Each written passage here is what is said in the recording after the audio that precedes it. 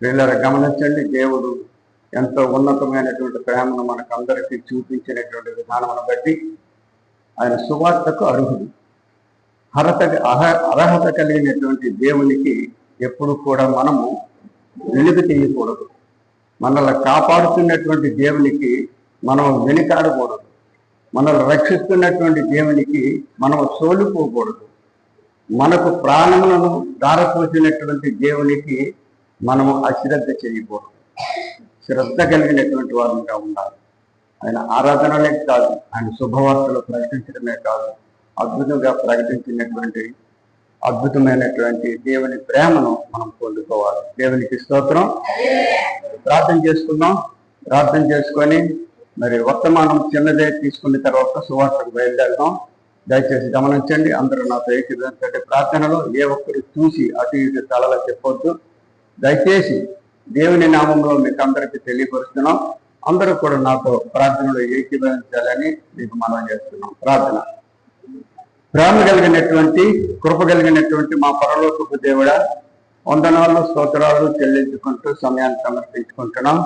గడిచిన దినములన్నీ కూడా నీ కృప నీ కాపుదలతో మాకు మంచి వర్తమానములు అందిస్తూ ఇంతవరకు నడిపించినటువంటి విధానంలోకే ఉన్నాం. ఇదిగో నాయన, ఈ పునరుద్ధాన ఆదివారంలో ప్రభావం మేము ప్రవేశించి నీకు జయోత్సవమైనటువంటి కార్యక్రమం చేయుటకు మేము సిద్ధపడుతుండగా చిన్నలు పెద్దలు సమస్తమైనటువంటి నీ బిడ్డలందరూ కూడా ఆతృత కలిగి నీ సువార్తను ప్రకటించుటకు బయలుదేరుటకు సహాయం చేయండి. ఎటువంటి సోలిపోవద్దు ప్రభా. ఎటువంటి అపవాది తంత్రములతో తండ్రి వెనుకాడక నీ ప్రేమను మేము పొందుకోవటానికే కాక పొందుకున్నటువంటి నీ ప్రేమను విశ్వాస్యతను మేము కనపరుచుకుంటూ నిన్ను సంతోషపరిచే కుమారులు కుమార్తెలుగా మమ్మల్ని బలపరిచి నడిపించుకోమని ప్రార్థిస్తున్నాం.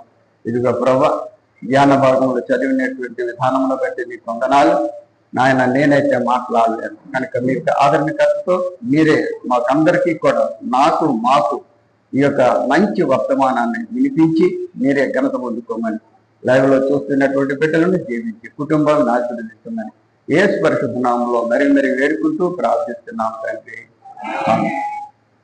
మంచిది. ప్రేమైనటువంటి దేవుని బిడ్డల ఈ సమయంలో మరి అత్యున్నతమైనటువంటి చాలా చక్కనైనటువంటి ఉత్తర ప్రచిత్రాలు చదువుకున్నారు, ధ్యాన భాగం కూడా చదువుకున్నారు. మరి ఉత్తర ప్రచిత్రాలు మనం ఎప్పుడు కూడా ముందు ప్రకటించుకుంటూ ధ్యాన భాగంలోకి వెళుతూ ఉంటాం. ఇక్కడ యేసు ప్రభువారు ఎంతో ప్రేమతో భూమి మీద ఉన్నటువంటి ప్రజలందరినీ ప్రేమిస్తూ ఆయన ఈ లోకానికి వచ్చినటువంటి విధానమును బట్టి ప్రతి ఒక్కరు కూడా ఆయనకు ఆతృతి కలిగినటువంటి ప్రేమను ఎవరు కూడా చూపెట్టలే. ఆయన దగ్గర రక్షణ పొందుకున్నటువంటి వారు కూడా చూపెట్టలే.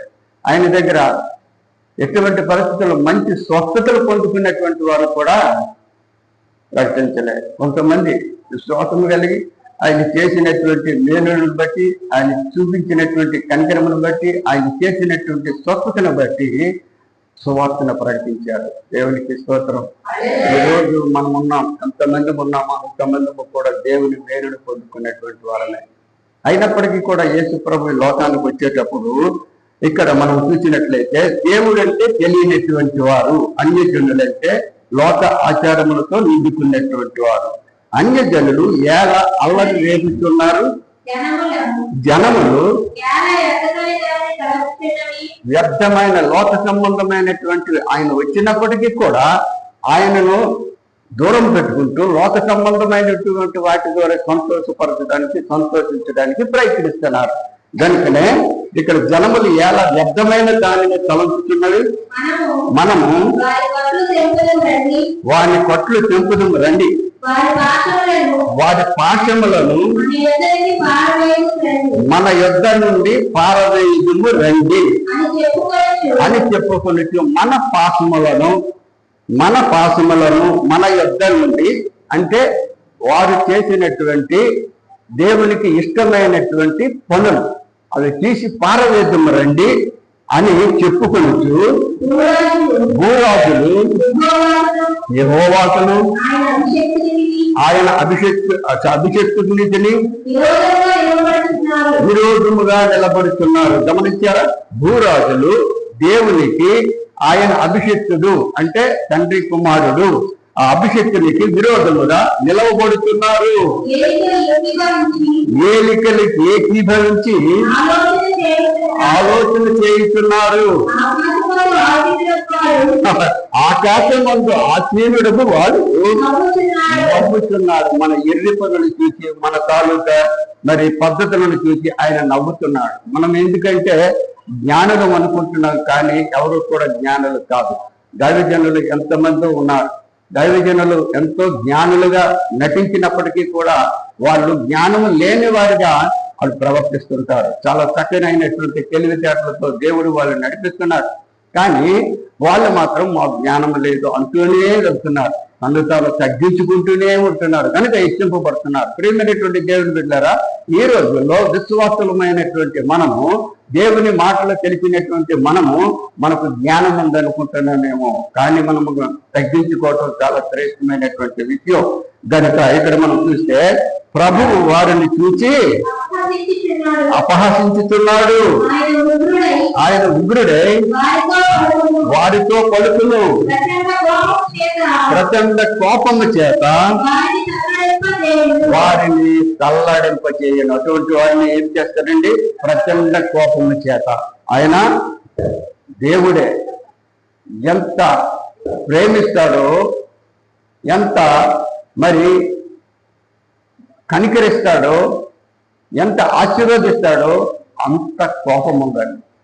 మన దేవుని దగ్గర అంత కోపం ఉంది.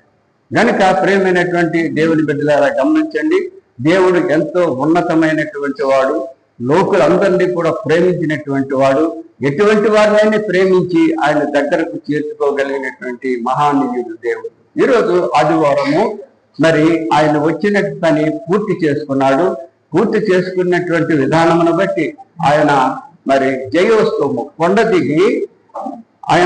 దిగి వస్తుండేటప్పుడు ఇక్కడ ఏం జరిగిందో చూద్దాం. జ్ఞానబాబు మొదట మాట చదువుకుని ప్రతి మాట చెప్పేస్తాను నేను. వారు యెరూషలేమునకు సమీపించి ఒలీవల కొండ దగ్గరనున్న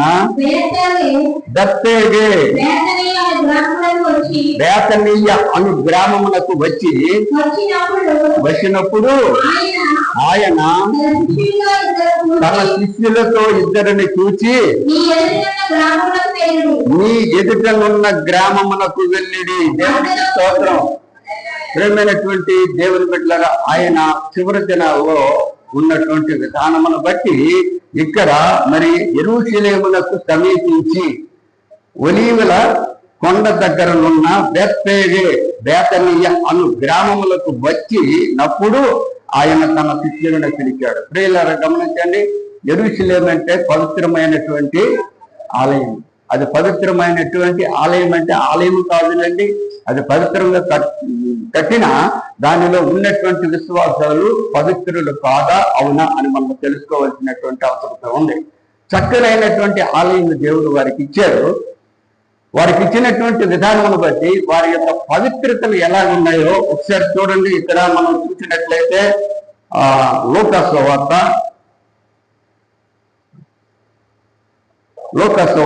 19వ అధ్యాయము 41, 44 మనం చూసినట్లయితే,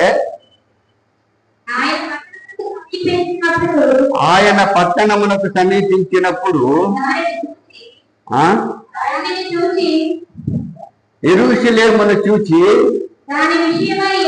దాని విషయమై ఏడ్చి, నీవును నీ దినమందైనను సమాధాన సంబంధమైన సంగతులను తెలుసుకొనని ఎడల ఎంతో మేలు.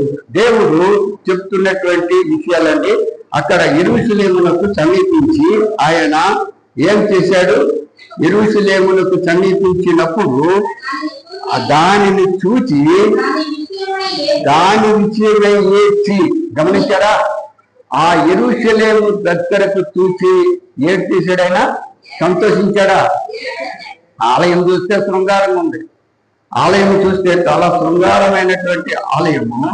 ఆ ఆలయంలో ఉన్నటువంటి పరిస్థితి ఎలా ఉందో మరి తెలియదు, కానీ దానిని చూసి దాని విషయమై ఏడ్చి నీవును ఈ దినమందైనను.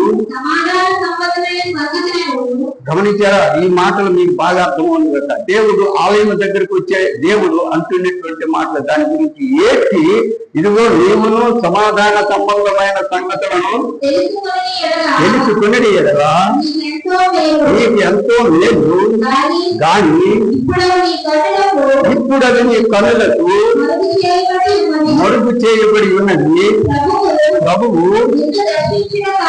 నిన్ను దర్శించిన కాలము నీవు ఎరగకుంటివి గనుక నీ శత్రువులు నీ చుట్టూ గట్టుగట్టి ముట్టలు వేసి అన్ని ప్రక్కలను నిన్ను అరిగట్టి నీలోనున్న నీ పిల్లలతో కూడా నిన్ను నేల గలిపి నీలో రాతి మీద రాయి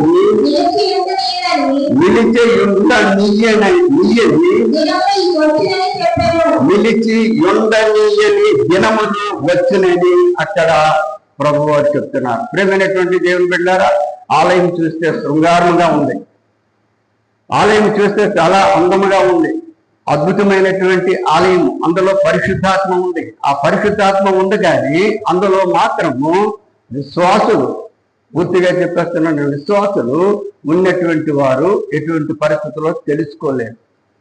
దేవుడు సమీపిస్తుంటే ఆ ఆలయంలో ఉన్నటువంటి విశ్వాసులు దేవుడిని అంటే అర్థం చేసుకోలేదు. దేవుడిచ్చినటువంటి ఈవులను పొందుకోలేనటువంటి శక్తితో ఉన్నారు కనుక ఇదిగో నీవును ఈ మధ్యనే ఏం చేస్తావంటే నువ్వు కూలబడతావు, నీ పిల్లలతో సహా కూలబడతావు. నువ్వు మంచిదనే ఆలయాన్ని, కానీ నీలో ఉన్నటువంటి పిల్లలు మాత్రము మంచివారు కాదు, కూలబడతారు అని అక్కడ యేసు ప్రభు వారు ఏడవటం. ఇదిగో ప్రభువు నిన్ను దర్శించాడు, దర్శించిన కాలము నువ్వు అర్థం చేసుకోలేదు అని ఆయన ఆ యెరూషలేము గురించే చింత పొందుకున్నటువంటి విధానం చూస్తున్నాం. లేదా ఈరోజు మనకు పరిశుద్ధమైన ఆలయాన్ని దేవుడిచ్చాడు. మనకి దేవుడిచ్చినటువంటి ఆలయంలో మనము పరిశుద్ధతను కనపరుచుకోవాలి. దేవునికి స్తోత్రం. ఇప్పుడైతే దేవుడు చూస్తున్నారు ఇక్కడ గర్వ హృదయులు ఎంతమంది ఉన్నాము, మంచి హృదయులు ఎంతమంది ఉన్నాము, దేవుని కొరకు ఎదురు చూస్తూ దేవుని మాటలు వినడానికి ఆసక్తి కలిగినటువంటి ఎంతమంది మనసులతో ఉన్నామో దేవుడు పరిశోధిస్తున్నాడు. మన మధ్యన దేవుడు ఉంటాడు. దేవుడు ఉండేటప్పుడు ఎటువంటి పరిస్థితుల్లో ఆయనకు కన్నీరు కార్చినటువంటి వ్యక్తులుగా మనము కనబడకూడదు. ఆయన సంతోషపరిచినటువంటి వ్యక్తులుగా ఉండాలి. ఆ రోజు యెరూషలేమునకు సమర్పించాడు. బెత్ఫగే అనే బేతనీయ అను గ్రామమునకు వచ్చినప్పుడు ఆయనలో 2 శిష్యులను పిలిచి ఏం చెప్పారంటే, ఇదిగో ఎదరగా గ్రామములకు మీరు వెళ్ళండి, మీ ఎదుటనున్న గ్రామములకు వెళ్ళండి, వెళ్ళి అందులో మీరు ప్రవేశింపగానే కట్టబడి ఉన్న ఒక గాడిద పిల్ల కనబడదు. ఇక్కడ ప్రియులారా, మరి గాడిద పిల్లని ఇక్కడ మార్కు సువార్తలో ఉంది. మరి మత్తయి సువార్తలో చూస్తే గాడిద పిల్ల 2 కనబడుతున్నాయి. అక్కడ గాడిద పిల్ల. వీటికి ముందు మరి ప్రకటింపబడినటువంటి జకరియా ప్రవక్త ద్వారా ప్రకటింపబడినటువంటి మాటలు మనం చూద్దాం. జకరియా 9వ అధ్యాయము 9వ వచనంలో చూసినట్లయితే, సియోను నివాసులారా బహుగా సంతోషించుడి, యెరూషలేము నివాసులారా ఉల్లాసముగా ఉండుడి, నీ రాజు నీతి పరుడును రక్షణ గలవాడును దీనుడినై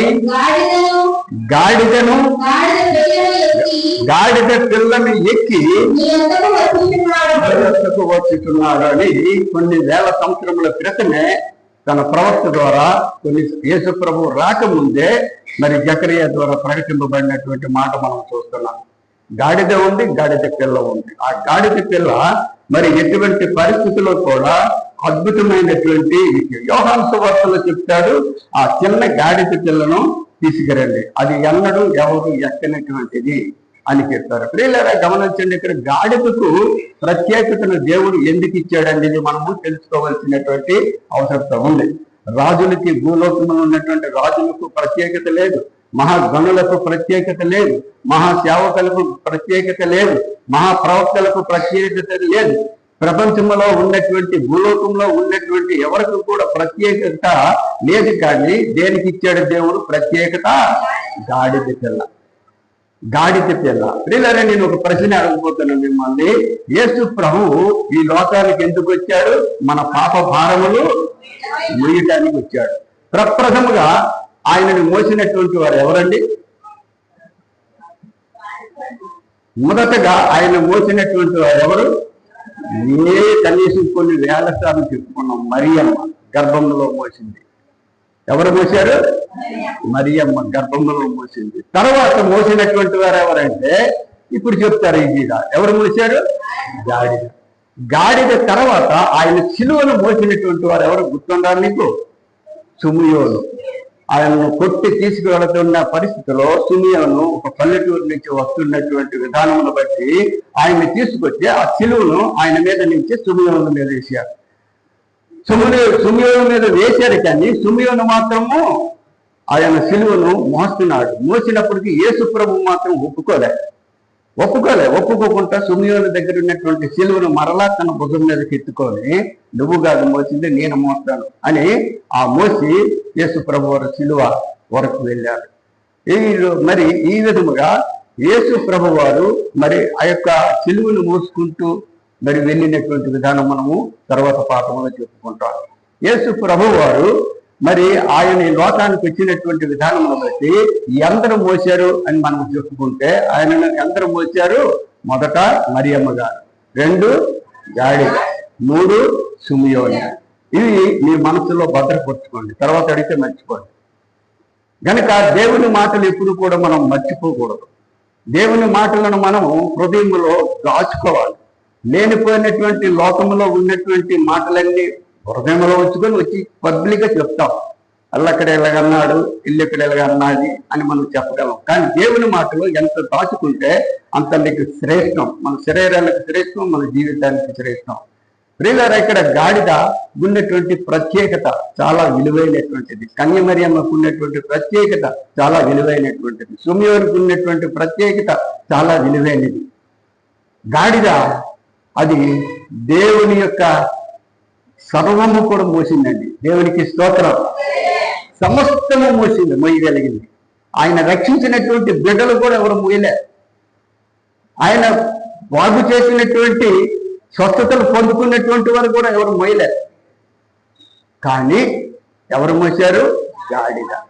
ఆ పాప భారాలన్నీ కూడా మరి మోసిగలిగినటువంటి యేసు ప్రభు వారి యొక్క శరీరాన్ని అది మోసింది. ఎంత ధన్యత! ప్రియులారా, ఈ రోజుల్లో సువార్త గ్రంథి అంటే అటు ఇటు చూసుకొని వెళ్ళిపోతూ ఉంటాం మనం. కానీ మీరు మంచిలు అనుకుంటే బయలుదేరుతారు తర్వాత అందరూ. కానీ ఇక్కడ మనము ఆయన భారాన్ని మోయగలిగినటువంటి వారుగా మనము ఉండాలి. ఆయనను ఎంతో మరి మనము ఘనపరుస్తామో అంత మనల్ని బలపరుస్తాడండి. దేవునికి స్తోత్రము కలుగునగాక. మనము ఆయన ఘనపరిచిన కొద్ది మనల్ని ఏం చేస్తాడైనా బలపరుస్తాడు. కనుక ప్రేమైనటువంటి దేవుని బిడ్డలారా, గ్రామానికి వెళ్ళి ఆ గాడిదను విప్పుకొని రండి. గాడిద పిల్ల, దాని మీద ఎవరు ఎన్నడూ కూర్చోలేదు కనుక తీసుకొచ్చేయండి. ఒకవేళ ఆ గాడిద విప్పేటప్పుడు ఎవరైనా అడిగారు అనుకోండి, ఇది ప్రభువుకి కావాలని చెప్పాలి. ప్రభువు కావాలని చెప్తే చాలు, ఇచ్చేస్తారు అన్న. అదేవిధంగా ఆ ఎదురుగా వెళ్ళారు. ఎదురుగా వెళ్ళిన తర్వాత అక్కడ గాడిద పిల్ల కట్టిబడి ఉంది. అక్కడ తల్లి పిల్ల కట్టబడి ఉందని ఒకసారి రాయబడి ఉంది కంటే, కానీ ఇక్కడ మాత్రం గాడిద పిల్ల కట్టబడి ఉంది. ఆ గాడిద పిల్లను విప్పుతా ఉంటే వచ్చి అడిగారు. అడిగిన తర్వాత వాళ్ళు కూడా చెప్పారు, ఇది ప్రభువుకు కావాలంటే వాళ్ళు కూరుకున్నారు. దేవునికి స్తోత్రం. దేవుని యొక్క ప్రణాళికలు చాలా విలువైనటువంటివి. దేవుని యొక్క ఉద్దేశాలు చాలా విలువైనటువంటివి. దానికి ఎవరు కూడా ఆపు అడ్డు ఉండదు. కనుక ప్రియులారా, ఒక మాటను మనం గ్రహించుకోవాల్సినటువంటి అవసరం ఉంది. ఎంతో శక్తివంతుడైనటువంటి దేవుడు, ఇంత జ్ఞానవంతుడైనటువంటి దేవుడు, ఎంత ప్రభావం కలిగినటువంటి దేవుడు సమస్త సృష్టిని సెకండ్లో ధ్వంసం చేయగలిగినటువంటి దేవుడు మరి ఈ భూలోకానికి వచ్చి లొంగాడండి. ప్రతి దానికి ఆయన ప్రతి దానికి లొంగాడు. ఎవరి కోసం? గట్టి చెప్పండి అందరూ. మన కోసం. ఎవరి కోసమమ్మా? మన కోసం. ప్రియులారా, మన కోసము ఆయన మరి అంత త్యాగ పూరితమైనటువంటి ప్రేమను చూపించేటప్పుడు మనము కూడా చూపించాలా లేదా? చూపించాలి. కాపాడగలిగినటువంటి దేవుడు, రక్షించగలిగినటువంటి దేవుడు, మన బాధలను తీసివేయగల దేవుడు. ఇంకెవరు లేరు. ఎవరు కూడా భూలోకంలో మనకి రాజులు కాదు కాదు, పెద్ద గనులు కాదు కదా, ఎవరు కూడా మనకి ఏమి చేయలేరు. కానీ మన దేవుడు మాత్రం మనకు చేస్తాడు. కనుక అక్కడి నుంచి ఆ గాడిద పిల్లని తీసుకొచ్చాడు. గాడిదలో ప్రత్యేకత ఉందో తెలుసా మీకు? మనం చదువుకున్నాం చాలాసార్లు. గాడిద మాట్లాడుతుంది కూడా. దేవునికి స్తోత్రం. సంఖ్యాకాండంలో చూసినట్లయితే చదవచ్చినట్టు చెప్పేస్తాను. సంఖ్యాకాండము చదువుకోండి. 22వ అధ్యాయము 28, 23 వరకు, 28 వచనము 33 వరకు చూస్తే, 22వ అధ్యాయము సంఖ్యాకాండము 28 నుంచి 33 వరకు చూసినట్లయితే అక్కడ గాడిద మాట్లాడినట్టు మనం చూస్తాం. ఎందుకంటే బిలాము దేవుడు తృణీకరించినటువంటి కార్యక్రమాన్ని నెరవేర్చడానికి వెళ్తాడు. ముమ్మారు అడుగుతాడు. దేవుని బిడ్డలను శపించడానికి ఇంకొక రాజు నిర్ణయించుకుంటాడు. ఆ బిడ్డలను అతను బిలాం ప్రవక్త గనుక అతను ఏమింటే అది జరుగుతుంది గనుక నా తరపున వచ్చి అని రాజు చెప్పి దేవుని బిడ్డల మీద విరోధముగా శపించమంటాడు. ఆయన శపించలేడండి. ఎలా చెప్పిస్తాడండి దేవుని బిడ్డల్ని? దేవుని బిడ్డల్ని ఎటువంటి పరిస్థితుల్లో శపించలేని స్థితిలో ఉండేటప్పుడు ఆయన ముమ్మారు దేవుడిని అడుగుతాడు. ముమ్మారు అడిగేటప్పుడు 2 సార్లు దేవుడు అంటాడు, 3 సార్లు ఇల్లు అంటాడు. అప్పుడు ప్రారంభించి వెళ్ళేటప్పుడు దేవునికి ఇష్టం లేదు, వెళ్తూ ఉంటాడు. దేని మీద వెళ్తున్నాడండి? గాడిద మీద.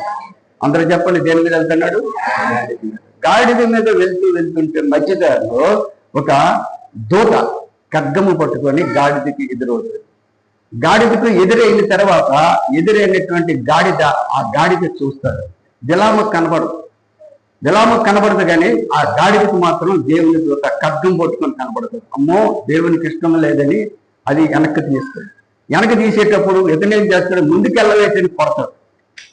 ముందుకెళ్ళవేటని కొడితే ముందుకు మరి 2 అడుగులు వెళ్తుంది. వెళ్ళిన తర్వాత అక్కడ కత్తితో దూత సంహరిస్తాడు. ఎవరిని చంపేస్తుంది?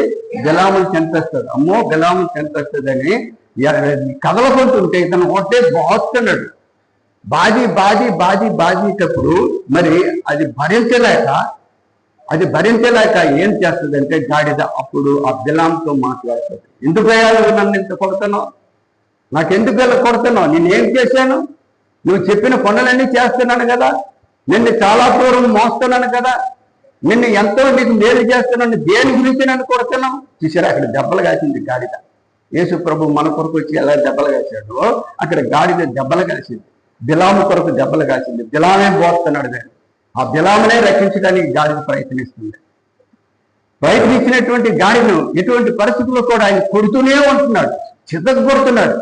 యేసు ప్రభు ఏ విధంగా చితగొట్టారో, ప్రజలందరినీ రక్షించడానికి వచ్చినటువంటి యేసు ప్రభువుని చితగొట్టినటువంటి విధానంగా గాడిదని చితగొడుతున్నాడు. అది మాట్లాడి చదవచ్చిన వాళ్ళు చదువుకోండి, టైం లేదు కనుక నేను చెప్పుకెళ్ళిపోతున్నాను. మరి అది మాట్లాడిన తర్వాత బిలాము ఏం చేసేవాడు? నన్ను తీసుకెళ్ళుకుంటున్నావు నువ్వు సరిగా అని తెరికి ఆడికి కళ్ళు తెరుస్తాయి. అతని కళ్ళు ఎప్పుడు తెరిచి అతను ఖడ్గం పట్టుకొని చూస్తుంది. కొద్ది 2 అడుగులు వేస్తే బిలాంని చంపేస్తాడు. కనుక అప్పుడు పశ్చాత్తాపం పడతాడు బిలాం పశ్చాత్తాపం పడి గాడిదని మెచ్చుకుంటాడు. దేవునికి స్తోత్రము కలుగును గాక. అటువంటిదండి గాడిద. అది మాట్లాడినటువంటి గాడిద. దానికి సమస్తమైనటువంటి లోకంలో ఉన్నటువంటి ఇదివరకు మనకు ఈ యొక్క ప్రదేశంలో ఎక్కువ గాడిదలు ఉండేవి. ముసాఫుర్లు అంటే ఊరు తిరిగినటువంటి వారి దగ్గర గాడిదలు ఉండేవి. ఆ గాడిద మీద లేనిపోయినటువంటి చాకలోలు కూడా గాడిదలు ఉపయోగించేవాళ్ళు. మురికి బట్టలన్నీ కూడా ఎక్కడ వేసేవాళ్ళండి? గాడిద. లేదు, వేరే ఊర్లు ముసాఫుర్లు బయలుదేరి వెళ్ళేటప్పుడు వాళ్ళ తాలూకా వంట సామాన్లు, మంచాలు, పిల్లలు అన్ని కూడా దేని మీద వేసేవాళ్ళు? గాడిద. ఇంతకంటే శ్రేష్టమైనటువంటి భూలోకములో జీవిస్తున్నటువంటి ప్రజలందరి పాపాలు యేసుప్రభు మీద వేసుకున్నారు. యేసుప్రభు మీద వేసుకున్నటువంటి పాపాలు ఎంత భయంకరమైనటువంటి తెలుసండి? అంత బరువుని ఎవరు మోస్తున్నారు? గాడిద. ఎంత ధన్యత అండి గాడిద. నిజంగా మనుషుల కంటే గాడిదకే పరలోకంలో మంచి చోటు ఉంది. దేవునికి స్తోత్రం. కనుక ప్రేమైనటువంటి దేవుడి బిడ్డ, భూమి మీద బ్రతుకుతున్నటువంటి మన జీవితాలన్నీ కూడా చాలా మట్టుకు గాడిదని చులకన చేస్తారు. పిల్లలు ఏ పెంకితనం చేసినా గాడిగా అంటారు. అది ఆశీర్వాదం మాట, అది శపింపు మాట కాదు. ఏ పిల్లలు కానీ ఏ యొక్క ఇది చేసినా దాన్ని ఏమంటారండి? గాడిద అంటారు. గాడిద అంటే ఆశీర్వాదం మాట. అది గాడిద ఆశీర్వాదం. ఇప్పుడు లేవు గాడిదలు, ఎక్కడ తినేశారో లేకపోతే ఏం చేశారో తెలియదు, కానీ చాలా గాడిదలు ఉంది. సాలూరులో గాడిదలు, విజయనగరంలో గాడిదలు, ఎక్కడ చూసినా గాడిదలు ఉంటాయి. ఇప్పుడు గాడిద తాను యొక్క పద్ధతి ఏంటో తెలుసండి, గాడిద యొక్క పాలు చంటి పిల్లల్ని కాపాడుతున్నాయండి. దేవునికి స్తోత్రం. గాడిద పాలు చంటి పిల్లల్ని కాపాడుతున్నాయి. ఆ పాలు కొరకు తిరుగుతున్నారు కానీ గాడిదలు దొరకటం లేదు. ఆ గాడిదలు మాత్రం దొరకటం లేదు. వాటి పాలు పసిబిడ్డలను ప్రాణాలు రక్షిస్తుంది. ప్రేమైనటువంటి దేవుని బిడ్డలారా, శ్రేష్టమైనటువంటి గాడిద గురించి చరిత్ర ఉంది. ఇంకా చెప్తే మనకు టైం అవుతుంది గనక ఇక్కడ యేసు ప్రభు వారు అటువంటి గాడిద మీద జయోత్సవంని గలుపుకుంటారు. కొండ మీద దిగి ఆ గాడిదను పిలిపించి గాడిద మీద బట్టలు పరిచారు. బట్టలు పరిచిన తర్వాత త్రోవ పొరుగుని బట్టలు పరిచారు. బట్టలు పరుస్తూ అక్కడ ఉన్నటువంటి కమ్మలు కూడా కొన్ని పరిచినట్టు మనం చూస్తున్నాం. కమ్మలు కూడా పరుస్తారు. మా వదిలి తెంకి సోమమ్మ గారు ఉండేవారు. ప్రతి ఫోటో ఉన్నాయమంటారు చూడండి, ప్రతి సంవత్సరము మట్టలాదివారము ఇక్కడి నుంచి రోడ్డు వరకు బట్టలు పరిచేది. దేవునికి స్తోత్రం. వదిన ఎందుకు ఇలా పరుస్తున్నావు, తప్పది, నేను దేవుని కాదు, నేను మామూలు లేదు నాయన, ఇది మనము ఆనవాయితీ పెడదాం, యేసు ప్రభు దీని మీద వస్తాడు నీ వెనకతల అని చెప్పేదండి. చెప్పి రోడ్డు వరకు కూడా బట్టలు పడిచి నన్ను నడిపించేది. నా వెనకతల పిల్లలు, చిన్న పిల్లలు కనీసం ఒక 40-50 మంది అప్పుడు మన గుళ్ళో ఉండేవారు. ఇప్పుడు 10 మంది కూడా లేరు కదా. అంత చక్కగా మరి ఆ యొక్క జయోత్సవం కార్యక్రమాలు ఆ రోజుల్లో మనం చేశాం. ఫోటోలు ఉన్నాయి, మీరు చూడాలని ప్రతి దానికి ఫోటో తీసాం. కనుక ప్రియమైనటువంటి దేవుని బిడ్డలారా, ఇక్కడ యేసు ప్రభు వారిని కూడా గౌరవిస్తూ ఆయన ఎంతో అద్భుతమైనటువంటి దేవుడు కనుక ఆయనకు దారి పొడుగున బట్టలు పరుస్తూ కమ్మలు వేస్తూ ఎక్కడ తీసుకెళ్లారండి? యెరూషలేము యొక్క ఆలయంలోకి. దేవునికి స్తోత్రం. ఈ రోజు మన ఆలయంలో దేవుడు ప్రవేశించేటప్పుడు ఇక్కడ ఉన్నటువంటి మనమందరం కూడా పరిశుద్ధులమై ఉన్నందున దేవుని యొక్క ఆత్మకు సంతోషము కల్పించేలాగా మనం అందరము కూడా ప్రార్థన చేసుకోవాలి. మనకు ఆయన చూపించినటువంటి ప్రేమ అంతెంత కాదు. ఆయన ప్రేమ ఎంతో గొప్పది, ఆయన కృప ఎంతో గొప్పది, ఆయన కనికరం ఎంతో గొప్పది. అంత కోపం ఉందండి ఆయన దగ్గర, అంత కోపం ఉంది. గమనించండి, అంత కోపం ఉంది. గనుక ప్రేమైనటువంటి దేవుని బిడ్డలారా, ఎవరైనా సరే చెడు చేస్తే ఆయన చెడు చేసేస్తాడు కూడా, మంచి చేసినటువంటి వారికి మంచి ఎక్కువ చేస్తాడు. గ్రహం గారు ఆ వరిసలో ఆయన్ని చంపినటువంటి విధానం బట్టి తన భార్య ఎవరు కూడా క్షమించాయని అని చెప్పారు, కానీ దేవుడు మాత్రం క్షమించలేదు. వరదతో కొట్టుకెళ్ళిపోయింది అతను.